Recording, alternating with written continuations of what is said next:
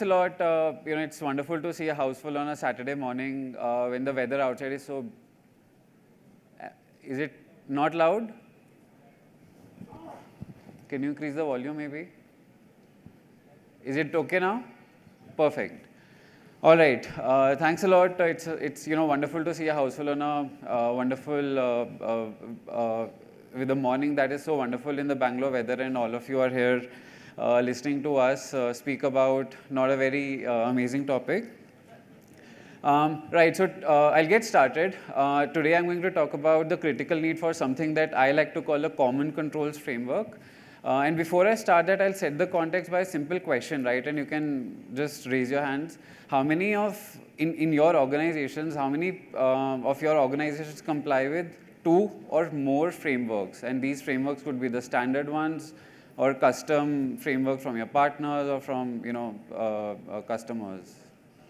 2 or more, raise hands. Got it. So about 60% of the people that we have in the audience. That's a fairly representative number. So we'll park that for now. I'll come back to that later, but we'll get started. So what is a framework, right? A framework is essentially a document or a set of controls that has been put together by a body to help us measure any of these enterprise risks that are there in any of our organizations.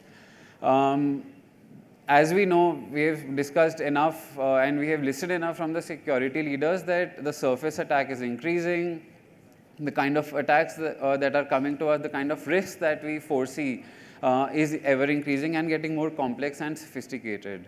I'll double click upon one specific risk, which is the cybersecurity risk.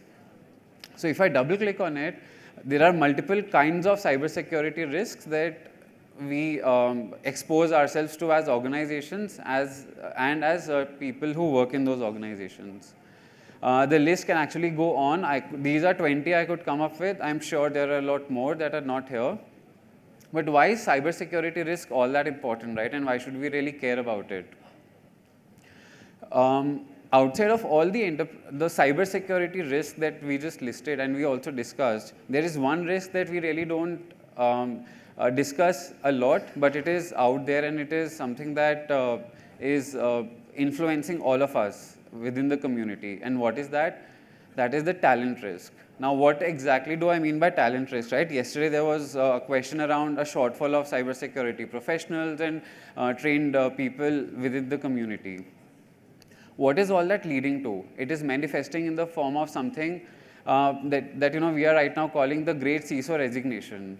This is actually an article published by National Cybersecurity Center in the US, and it acknowledges how this is manifesting in the form of security leaders who are not staying for long in their organizations, or they are switching, and there are a lot of reasons because of which this is happening.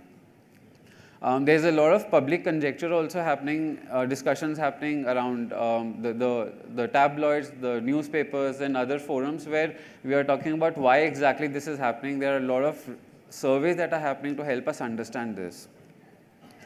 After talking to a lot of CISO leaders, after reading a lot of articles that were published, I could essentially come up with these 5 top reasons. There is a growing security threat. There are staffing and resource constraints. There is a lack of support and recognition, right?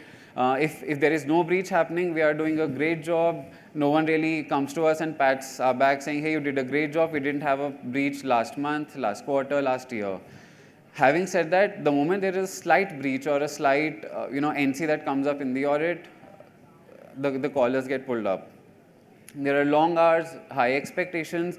And finally, there is a compliance and regulatory pressure. Every Friday, we hear about a new circular coming out from the regulators, from SEBI, RBI. All of it is in good jest, right? I mean, we don't want to get them wrong. They are all doing it because we, as a digital society, have to be mature. The consumer data has to be protected. But at the end of the day, it essentially comes down to the CISO community to really implement those and live with that. And there's a lot of flux that comes along with these circulars as and when they come around. Now, what I wanted to also dive deeper into was, how do I profile a typical enterprise CISO? what are the functions that report into a CISO, right? And this function, as of today, has changed drastically over the last 5 years, and it is going to look very different 3 years or 5 years from now. So, okay, these are all ones, but these are 10, so pardon me for that, but these are just 10 functions, and there is also a continued, right? So there's a follow-up slide which further elaborates on a lot of these. These are just 10 functions that a CISO will overlook or manage. There will be at least one very specific trained personnel in all of these functions who will be looking at, right from security operations to pen testing, to infra, to cloud. And that's just not the end of it. These are 3 more that I could identify. There's physical security, there is privacy, there's a talk of the privacy data bill that's coming around. So privacy is also now going to add further to the flux and the mandate that the CISO has to take up. And then finally, the fraud enterprise application safety. So it's a fairly complex mandate that a CISO handles, right? And all of these are very vast fields on their own, very sophisticated response mechanism that you need to have across all of these. So to summarize, so far what we have really understood is that the CISO community is under a lot of pressure. It's a complex job. They don't get appreciated enough. There are at least 13 different functions that they have to overlook across vast organizations. Add to that, there are other things that I've noticed when I was talking to a lot of the leaders was there is a tool fatigue, right? There are at least like 5 or more tools that a CISO has to deal with to be able to gather a lot of information across their functions. There is a lot of regulatory flux, like I said. There is dependency on other functions. At the end of the day, a CISO has to depend on the engineering team, on the HR team, on the admin team, or the vendor team to mitigate a lot of the risks or even enforce or govern a lot of the procedures and the policies that they have come up with. As Indian businesses go outside, they enter the new markets, they get supply chain from other markets, they supply to other markets.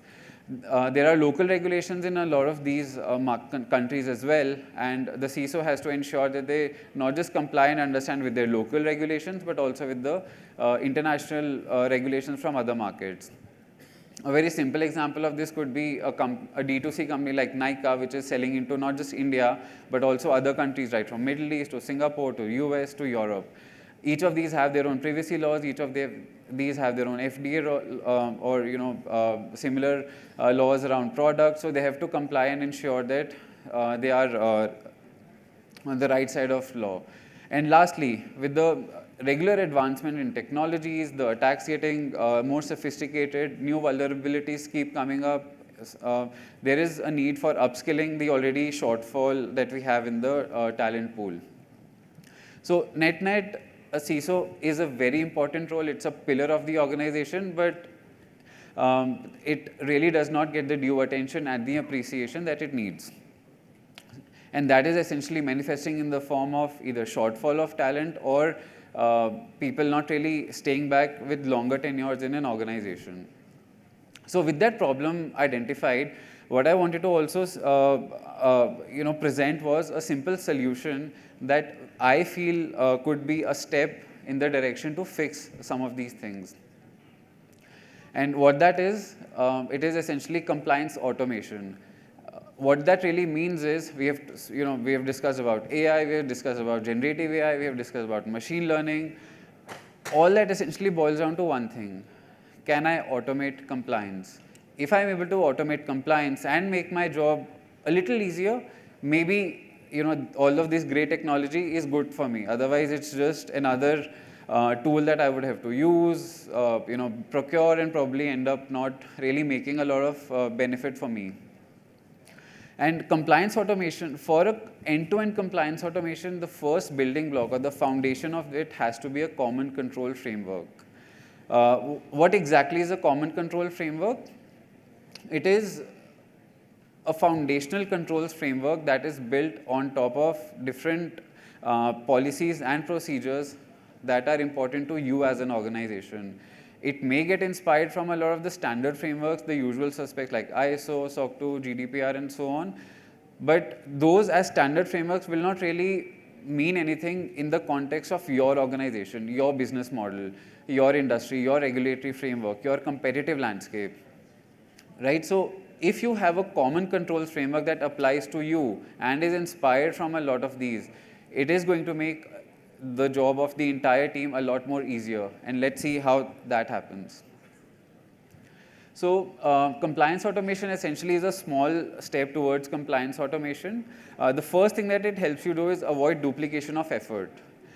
The 13 functions that we saw, each of those functions will have to delve into different standards, different frameworks, and a lot of these frameworks have vastly overlapping controls. One evidence, like a policy, access control, for instance, that is an overlapping and overarching control set across different frameworks.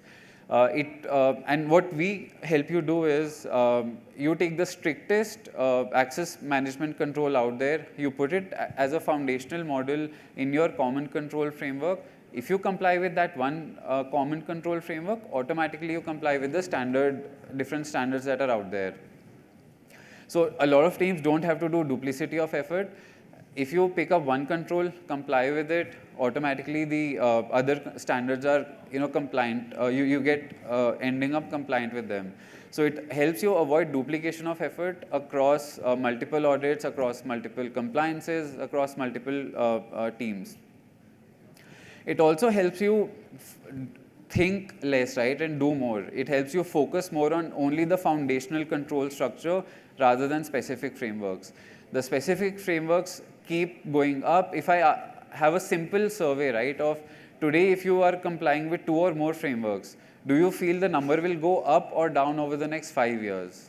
I'm sure the overwhelming response is going to be, it's going to be more. I mean, with AI coming up, with so many other things coming, fancy things coming up, the number of frameworks that we have to comply with is going to go up. It's not even going to stay flat, let alone go down.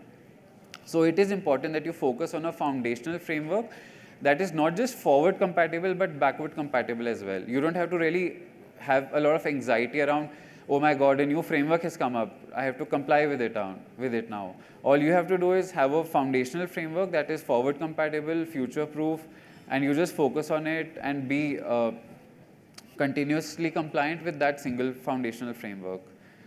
The third aspect that the compliance automation, the common controls framework will help you do is focus on automation. A major reason why today a lot of the CSO tasks or functions cannot be automated is because there is a lot of regulatory flux. Things keep on changing. That's why we rely on Excel sheets, we rely on manual effort, a lot of grunt work to be able to keep on top of it. If you're able to have a foundational model that is constant, that does not change very often, you can set rules and decisions that can be automated. For everything that is in flux, very high risk, that requires a lot of human intelligence, human empathy, human context, you can delegate it to respective people and functional owners. This will also help your teams to perform better, right? They don't have to spend a large amount of their time and IQ focusing on grunt work. They can actually focus on the smarter work, which challenges them, which makes them think better and perform better. And lastly, a standard audit will be conducted once a year, or maybe an internal audit or a surprise audit will be conducted once a quarter. What about point-in-time readiness? If you have a foundational model that works only in your context, you can automate, you can set around dashboards that will help you measure your point-in-time readiness at any given point in time. You just have to fire up a dashboard and it will give you the results. And trust me, this is one habit that if you get exposed to, it's very difficult to get out of it. I have been in the sales function for a very long time, and I get paranoid if I don't understand, what is the status of my team, what is the status of the funnel that my team is running in real time today. So a point-in-time readiness really helps us be on top of a lot of our functions, a lot of our outputs, and we can be accountable to, not just the CXO, but the board as well. Beyond reducing complexity and manual framework, what does common control framework also bring to the table, right? Because like I said, it's just a small step. That is not where the job ends, that is where the job starts. The end goal that we want to get to is actually compliance automation. It helps for a faster time to market for the company's core products.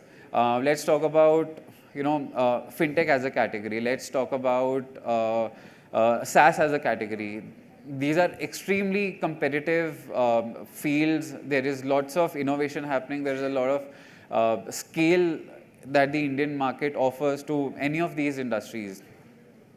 A faster time to market becomes a competitive advantage. If you are able to release a feature after your competitor has done, maybe you are lost. Maybe there's a market share that you have lost to the competitor because they did it better and faster to the market.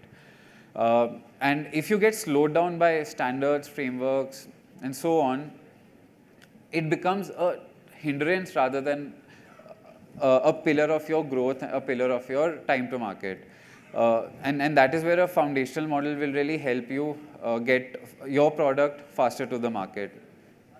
Secondly, it unlocks new roads for business. You want to enter into new categories. You want to enter into new markets. How do you understand what does the market entry mean? How do you understand what a new category means? Because there will be a different set of regulation. There will be a different set of frameworks that will apply for you to enter into those markets. So a foundational model will also make it easier for you to enter into new businesses and markets. It helps you reduce the security breaches, mostly because the foundational model that you would end up building will be relevant for the way your company is set up, your culture is set up, your access policies are set up, so on and so forth. And that helps you overall enhance and enforce these as a culture which is specific to your organization rather than just a cookie cutter ISMS training that is going across to the broader market. And lastly, it also helps you reduce the cost of compliance. When I say reduce the cost of compliance and cost of control compliance, it does not mean cost of the tools, right? It's not taking away any of the tools that you might be using. It is essentially helping you reduce the cost from a time and overhead point of view. Because you end up automating a lot of these things, because there is point-in-time readiness, you can be ready for audit at any given point in time. You don't need to prepare for it 3 months in advance or 2 months in advance. With the new privacy bill coming out, there is actually penalties that are capital punishment and penalties that are going to be laid out in case an unfortunate incident happens. That also has to be considered into the cost of compliance, because if the cost of non-compliance goes up, the cost of compliance automatically goes up. So a foundational model will also help you reduce the cost over a long-term period as well. That's it from my side. The last 12 minutes open for questions and answers. Okay, either I was too good or too bad. No questions.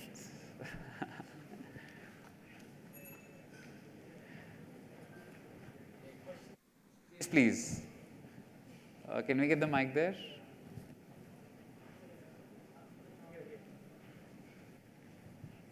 Hi, good morning. Shubhrat here. A question regarding the automation framework that you were talking about. I have worked in multi-regulation framework and related automation related to SOX, SAO, ISO, TC, trade compliance stuff. And I know the challenges. So when you go for automation, what is the percentage of automation that you have achieved for your clients, if you can highlight? Correct. So the percentage actually really varies, from framework to framework or from the kind of infra that you manage. If you're mostly on cloud, the percentage of automation can be a lot more. If you're on-prem or if you have distributed teams, remote teams, the kind of level of automation that you could achieve is probably lesser. But at a broad range, anywhere from 50% to 70% is something that we have seen across different organizations. And what are the different industry that you cover? Apart from fintech, let's say, Correct. What other industry that you have? Correct. So largely what we have seen is that fintech, SaaS, healthcare, if you are selling to a regulated company or a regulated entity like government or defense, So these would be the top 4 categories for us. Outside of this, we are also now seeing a lot of adoption from consumer companies because they are looking at privacy very seriously, right? So I gave the example of Nykaa. Now they are getting extremely sensitive about data, especially now that the contribution from outside of India for their customer base is increasing. They want to be compliant with the privacy laws from those markets as well. So now we are seeing a fast growth in those use cases as well.